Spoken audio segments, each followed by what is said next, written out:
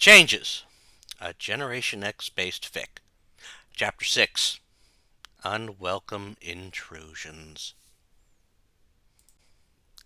Richard was running, and he had a feeling that someone was pursuing him, someone who wished to harm him. That much was evident by the state of the school. The place had been wrecked, people were missing, and he couldn't find a vet in the biosphere. That fact deeply fueled his terror and fear. He now ran through the halls, unaware of how he had gotten back into the school, trying to find someone. What he had found after his next turn was a dead end. Some instinct in him tried to tell him not to go down it, but he had ignored it. He spun around to head back the way he came, and froze.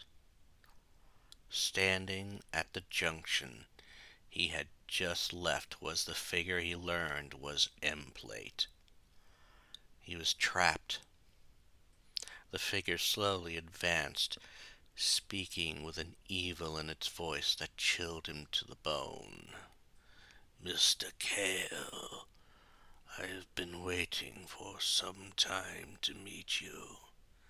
I think your ability will be very valuable to me, as well as key to defeating the morsels here." The fear in his veins intensified. For a brief moment he recalled something from his youth, but as fast as it came he forgot it. What he did know was he had to show no fear. He tried to stay calm as he faced the foul being. "I would never help you, and I won't let you turn me into a creature like you."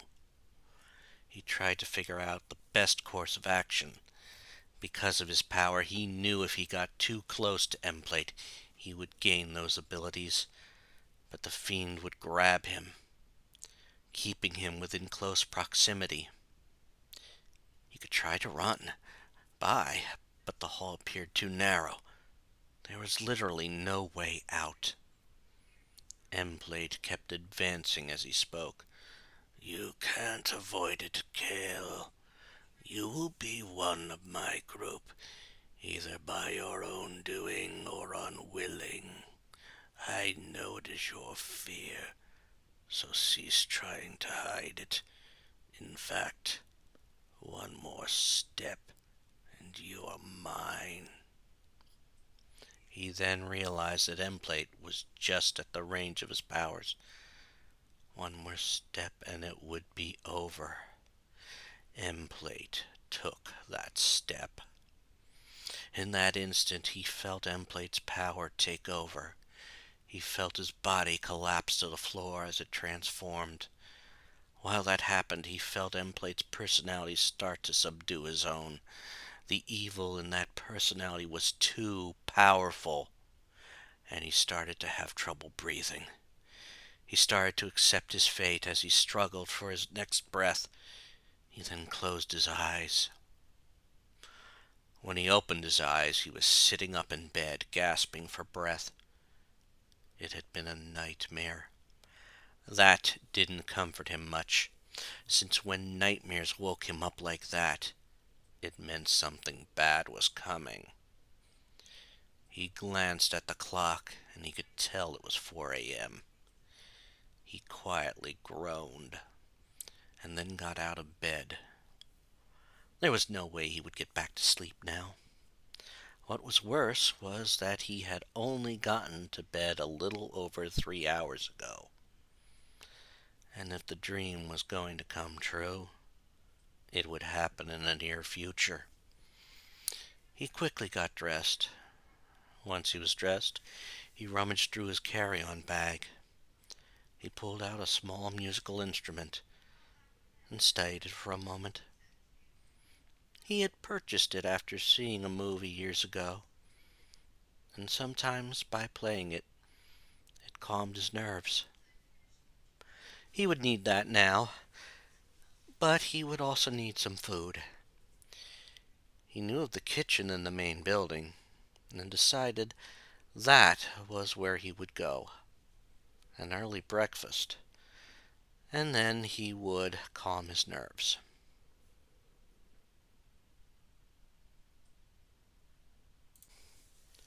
Monet St. Croix looked around, and she was scared. It was not an emotion she would show often, since she always had to remain strong. She was not scared that her brother was attacking, since the students of Generation X knew how to beat him. What scared her was that the new student, Richard Cale, had gone missing. She was scared that Emplate had gotten to him while he was in a neutral state, and that would be disastrous. Knowing her brother, if he had caught Richard, then he'd use him to harm the others. She remembered how hard it had been when they had to stop Everett when he was possessed. What if they had to stop the new student? She was snapped out of those thoughts and her searching the campus when Penance jumped out in front of her. She started to feel relief at having found someone when she saw the silent girl's hands. The maws that now were on her hands meant she was one of Emplate's thralls. Monet knew that Penance would kill her unless she got away. She started to back up, keeping an eye on Penance, as well as trying to figure out a way to get her free of her brother's powers. She kept moving back until she backed into someone. Before she could even think about taking her eyes off the advancing figure of Penance, she was knocked off her feet. She fell hard to the ground, but turned to look at who had done it. For a brief moment she felt relief again because Richard was standing there, apparently all right. She glanced back at the figure of Penance, but the girl had stopped. Monet then looked at Richard. "Richard, thank goodness you're all right. Emplate has attacked the campus, and he has enthralled Penance. We need to—" She had noticed his eyes, and she saw the hunger in them. Her brother had already enthralled Richard. She tried to flee, but she was caught off guard by Richard's speed. She had only a momentary glimpse of the mouths on his hands before he grabbed her. He had a death grip on her, keeping her facing him. She tried to struggle, but only caused him to increase the strength of his hold on her. When she realized it wouldn't work, he finally spoke. "I know what you're thinking, Monet. Is it your brother in control, or is it Richard? Let's see if you can figure it out." At that moment she felt pain right where his hands were. It should not be possible, but he was supping on her. What made it worse was that her immunity to her brother was not working. That meant only one thing. Richard was in full control. She also noticed that the pain was not stopping. He was going to sup on her until she was dead. A slight gasp escaped her lips as a greater feeling of loss started to happen. He would discover one of her biggest secrets. At that moment, she screamed. She continued screaming as she sat up in bed. She knew then that she had been dreaming. The dream had been too real for her taste, and the disturbing fact that it preyed on her biggest fears was not lost to her. Monet had kept many secrets from the others at the school, and she felt mortified when the truth about her brother had been exposed. Richard's powers could effectively expose all her secrets, including the one she had promised to keep from them, no matter what. She got out of bed and got dressed. As she did so, she glanced at the clock and sighed. It was 4:30, and she was not eager for the day to start, especially after that dream. They were all supposed to meet with the new student as a way to familiarize him with their powers. as well as them with his. She was definitely not looking forward to that. She needed time to think, and knowing that the main building would be quiet now, she headed over there. Just to make sure she didn't make any noise, never knowing if someone else was awake, she glided over to the main building and entered. At first, all seemed all right, but then she heard it. There was music in the building, and it didn't sound like it was on the radio, or that someone left music from the party playing. It sounded like someone was playing it right at that moment. She followed the sound, remaining silent, until she got to the kitchen. From the door, she could not see anyone in the room. She slowly entered, keeping an eye on the outside door, figuring that whomever was in the room was hiding. "Listen up, whomever you are. If you—" She trailed off when the answer came from the table behind her. "Sorry, Monet. It's just me, Richard." She spun around and she felt her heart racing. Given the circumstances, she was amazed he remained calm. "I had no intention of startling you. I had just woken up early. Bad dream." She heard him sigh and then saw him look right at her. "Did you have one as well?" She watched as he put an odd instrument down, and she noticed it looked like two recorders merged at the mouthpiece. "Do you want to talk about it?" Monet hesitated in answering the question. She couldn't tell him about it. First was the fact that it was about him. The second fact was that if she did talk to him about it, she would have to tell him all her secrets, which included the big secret. She started to calm herself down, hoping that her voice would not betray her fear. "I honestly don't think you want to hear about my bad dreams, if I had any." After a moment he looked down at the table, and she could have sworn he had read her mind. "It's all right. I figured it was about me, the way you spun around when I spoke." For a moment she heard a nervous laugh come from him. "I wonder if they were connected in some way. Your brother was the feature figure in mine." She then noticed him shuddering a little, and that relaxed her for a moment. He then looked at her and said, "You know, we are supposed to train later today, one-on-one. At least that's the way Sean talked when he drove me here. It might be better to know now instead of finding it out later." She saw him grimace, and she realized that that idea was as distasteful to him as it was to her. She nodded, and then sat at the table, keeping out of range of his powers. "Fair enough. However, you tell me yours first, since you brought it up first." She still wanted to think about her nightmare and what exactly she should say about it. Monet looked at Richard as he sighed, and then spoke. "I dreamed that something terrible had happened here. I was running around trying to find someone when eventually I came to a dead end. The whole time I had this feeling of being followed. And once I had turned down the dead end, I found out your brother had been following me." She noticed that he shuddered at that point and realized that part scared him. "He forced his ability on me. I had a hard time breathing, and just as I almost lost him, I woke up." After hearing that dream, Monet gasped in surprise.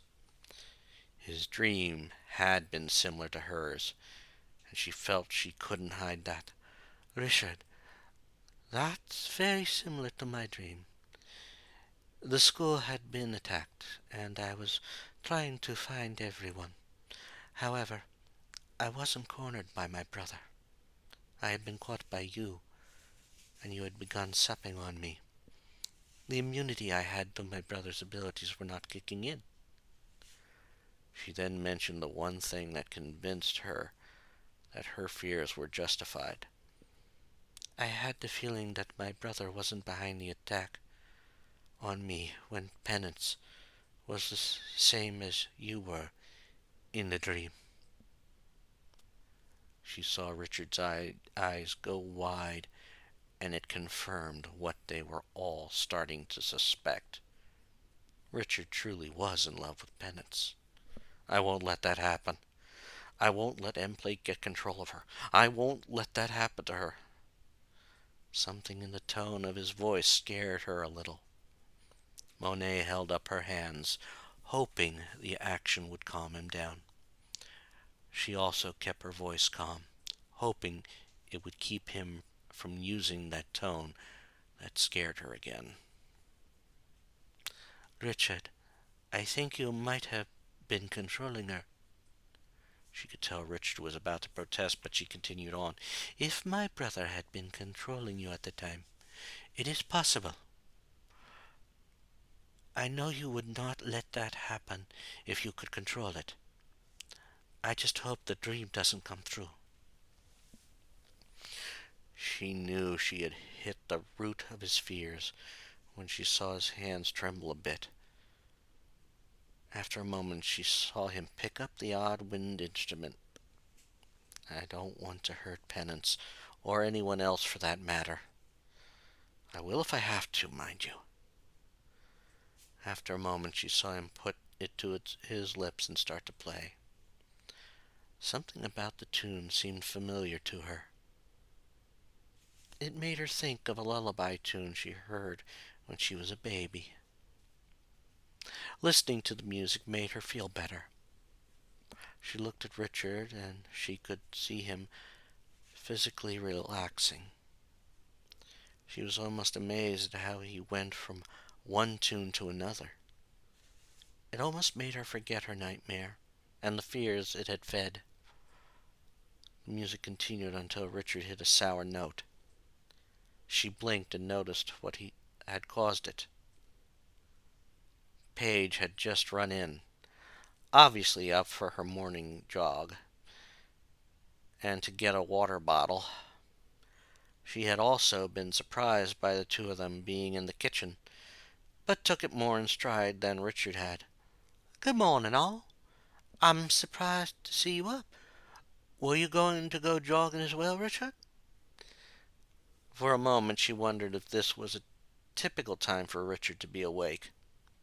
She received her answer when Richard shook his head. Actually, I am normally not up this early. She watched as he got up and headed out of the room. To tell the truth, the reason that woke me this early only did so twice before in my life, and I honestly don't wish to talk about that right now.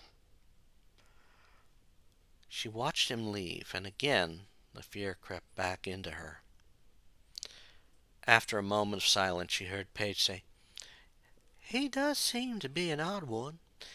It's like he doesn't want to go into many details about his life, but his powers can find out everything about a mutant without him meaning to.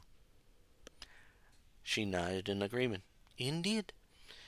His power allows him to not only communicate with Penance, but detect Emplate before any of us can see him.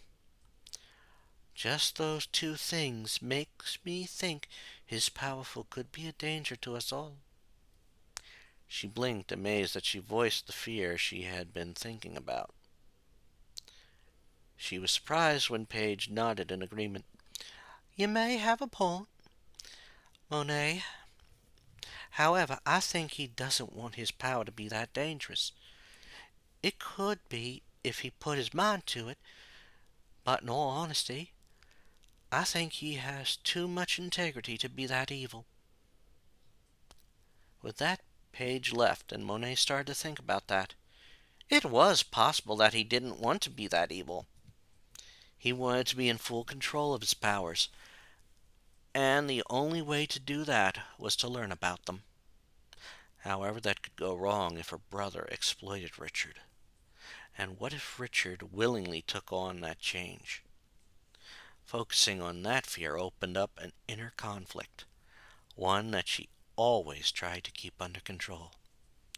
A struggle she did what she could to make sure no one ever found out about it. She was locked in that struggle until she heard a new voice, the one of Jubilee.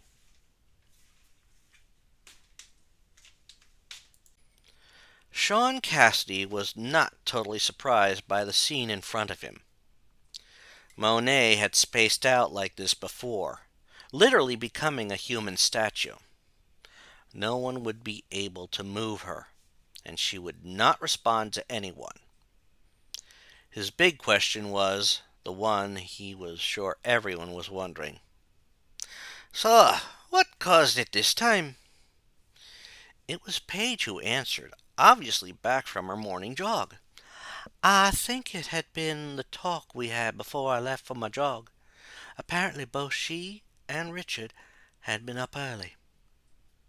He had left the room, and we were both talking about how he didn't want to use his powers to harm people. I had left, and when I looked in, she seemed to be like this." He sighed when she finished. It was not a very comforting thought that this latest spell was caused by the new student, even if it was indirectly. Jubilee, who had alerted him to the situation, motioned to the one door in the kitchen. "Sean, should I go get Rich? I saw him in the lounge, and he was playing this weird-looking flute." He just nodded and saw her disappear through the door. This whole situation couldn't have happened on a worse day. Richard was supposed to meet everybody individually and learn about their powers. He had decided this was the best course of action, given Richard's own powers. After a few moments he saw Jubilee enter, followed by the new student.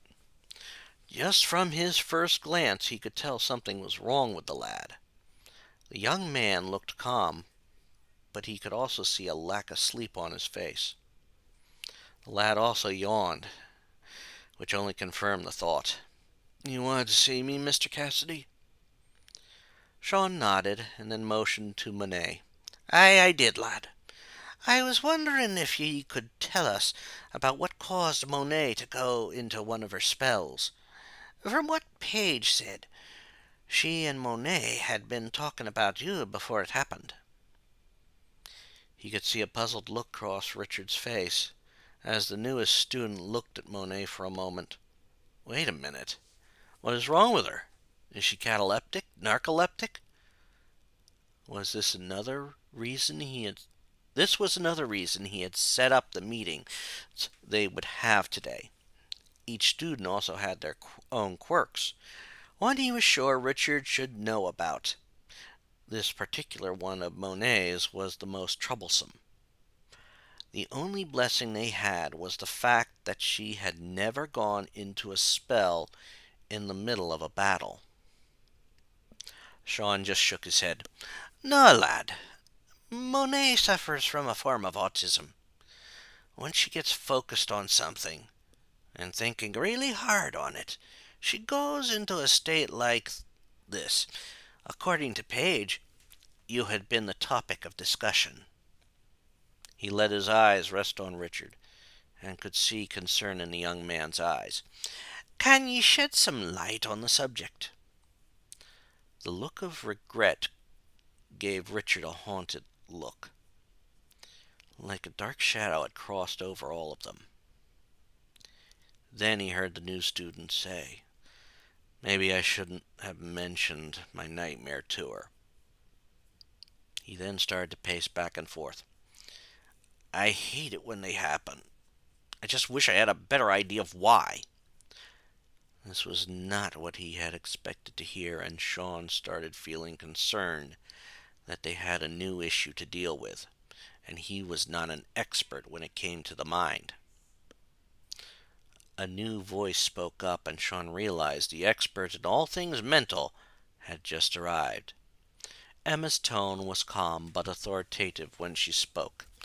Richard, what was the nightmare about? It softened a bit as the new student froze and looked at her. I could help on this matter better than Monet could have. In all honesty, and he would not fully admit it, she was capable of helping in that matter. She had helped him through his own mental hell during the Omega Red attack. For a moment he thought Richard would tell them what the nightmare was, but he watched as Richard shook his head. With all due respect, I do not wish to bring that topic up again. I made a mistake telling Monet. I'd rather continue with the days. His voice trailed off, and Sean glanced at Emma. Inwardly, he cursed when he saw Emma's eyes glowing. She was using her powers to read his mind. He had a feeling that Emma would regret doing that, and he hoped it was not something that would cause the new student to lash out. After a second, the glow faded, and Emma honestly had a look of regret and fear on her face. Richard collapsed to the floor, and Jubilee yelled, Miss Frost, why did you do that? He, obviously didn't want to talk about that. He noticed Emma now leaning on the one counter. It was apparent to him that whatever she had learned, it was something very disturbing. He almost hated himself for saying his next words. I take it you're regretting what you did, Emma.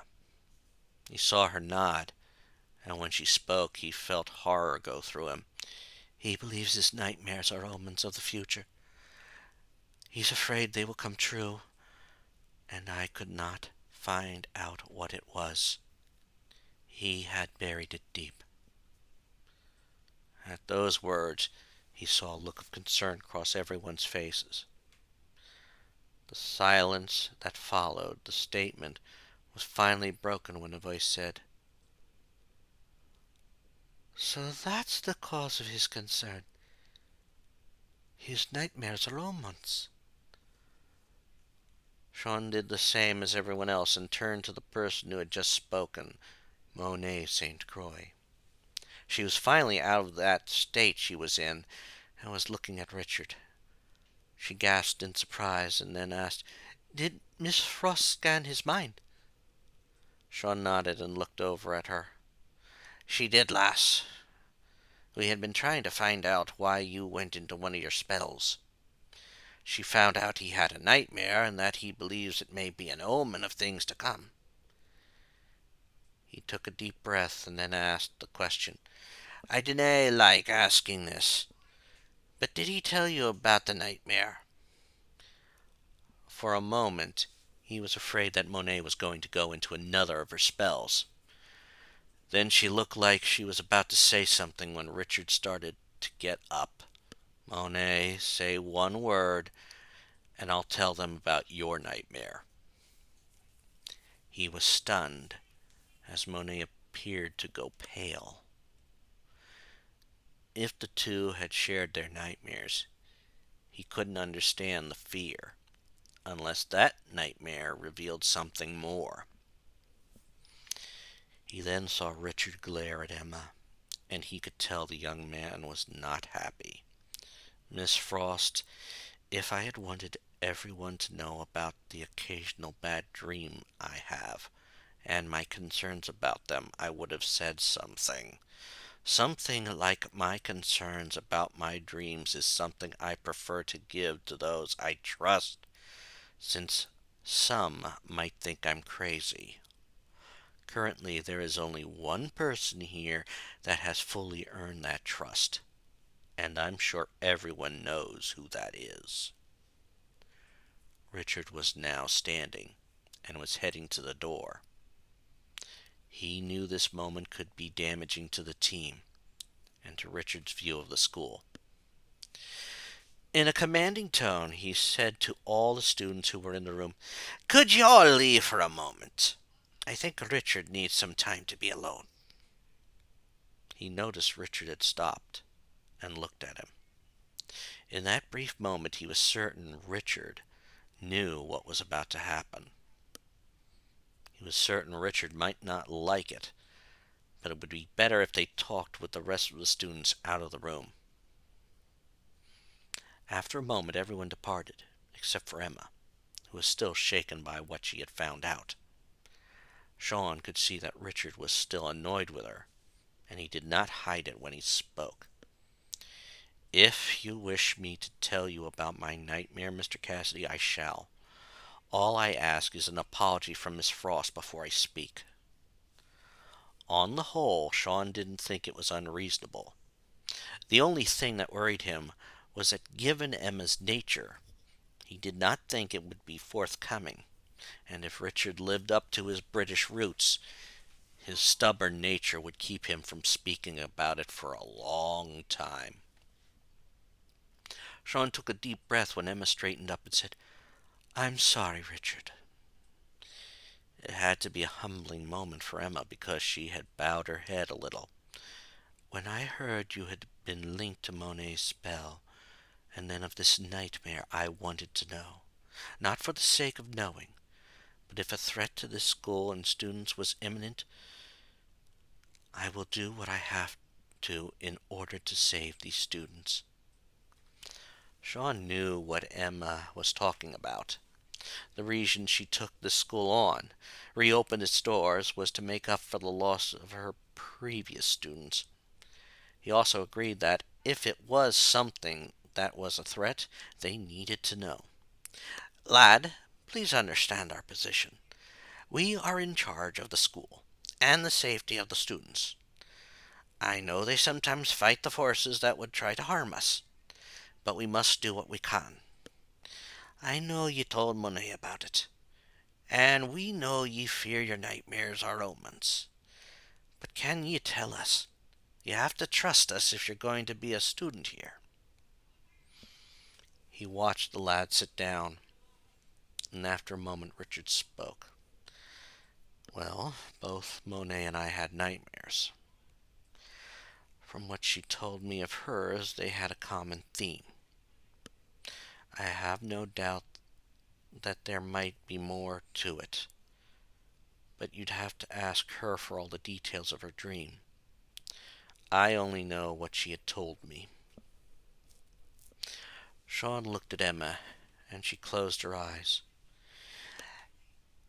"Emma is asking Monet to join us. Since you said your nightmares are connected, it would be better."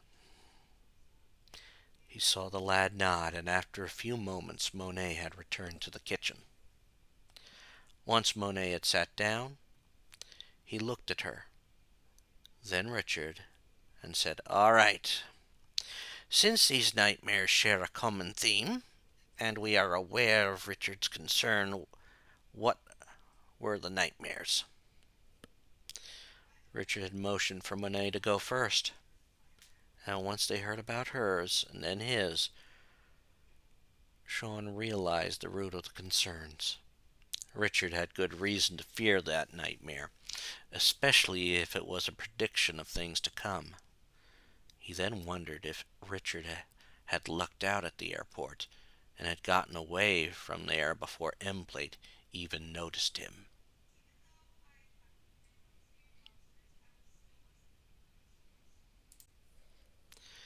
Richard finished telling them about his nightmare and noticed a few things Monet had shuddered, not fully realizing how much the two dreams had in common.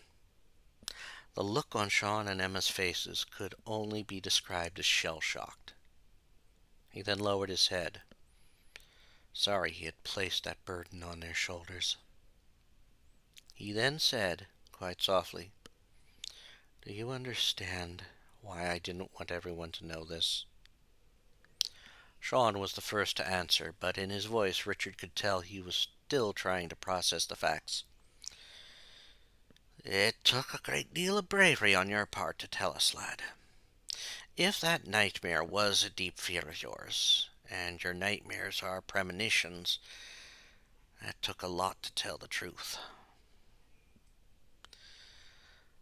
I can only hope it rubs off on others." He glanced up at that last statement, and saw Sean was looking at Monet, who looked a bit humbled. For a moment Richard wanted to make a remark, but he was certain he was not on Monet's favorite persons list. He decided to say a simple truth. No matter what, the truth has a way of being revealed. He noticed a scared look cross Monet's face. He wasn't sure what it was of, but he was afraid he'd find out later today. He then turned his attention to Sean and remembered what the plan was to be today. "Mr. Cassidy, you said I was supposed to meet with everyone one-on-one today. How is that supposed to work?"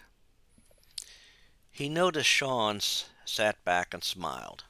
"Well, lad, it will work like this. I had thought that you'd get to have some one-on-one time with each of the students. That way, you can learn about their powers, and they can learn a bit more about you." He then saw Sean lean forward a bit. "And lad, if it makes you feel more comfortable, call me Sean. And you can call Miss Frost Emma." He had to admit that it did make him feel better. He started to get up from the table.